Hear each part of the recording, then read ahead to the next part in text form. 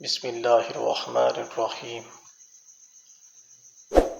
ایسا ہو سکتا ہے کہ کچھ لوگ آپ کو پرہیزگار سمجھیں اور دوسرے آپ کو فاسق جانیں اور کوئی آپ کو نافرمان گردانے، لیکن آپ خود کے بارے میں زیادہ جانتے ہیں۔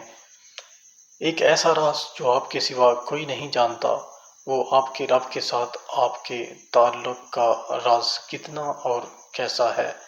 لہٰذا تعریف کرنے والوں کی تعریف سے دھوکہ نہ کھائیں اور تنقید کرنے والوں کی تنقید سے پریشان نہ ہوں۔ اللہ کا یہ فرمان ہمیشہ یاد رکھیں، بل الانسان علی نفسہ بصیرہ، بلکہ انسان خود ہی اپنے آپ کو خوب جانتا ہے۔ نیکی اخلاص کے ساتھ کرو، نہ کہ چھٹکارا پانے کے لیے، اور نفل کی پابندی تقرب الہی کے لیے کرو، نہ کہ عزت کروانے کے لیے، کیونکہ اطاعت کی ضرورت آپ کو ہے، نہ کہ آپ کے رب کو، وہ تو اس سے بے نیاز ہے۔ لوگوں کی چاہت کی فکر نہ کریں، کیونکہ ان کے دل بدلتے رہتے ہیں۔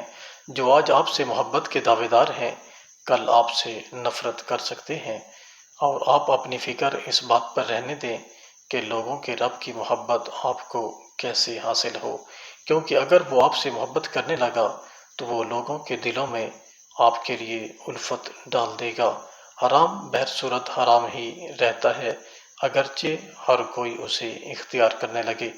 اپنے اصولوں سے سمجھوتا ہرگز نہ کریں، لوگ کیا کہیں گے اس کی فکر چھوڑیں، کیونکہ آپ جواب دہی کے وقت تنہا ہوں گے۔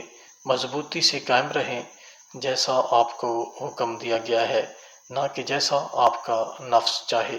اپنے لیے کچھ پوشیدہ نیکی کر کے رکھیں جسے صرف اللہ ہی جانتا ہو۔ تنہائی کے گناہ جس طرح تباہ کن ہوتے ہیں، اسی طرح خلوت کے نیک اعمال نجات کا باعث ہوتے ہیں۔ اللہ پاک ہمیں عمل کرنے کی توفیق عطا فرمائے، آمین یا رب العالمین۔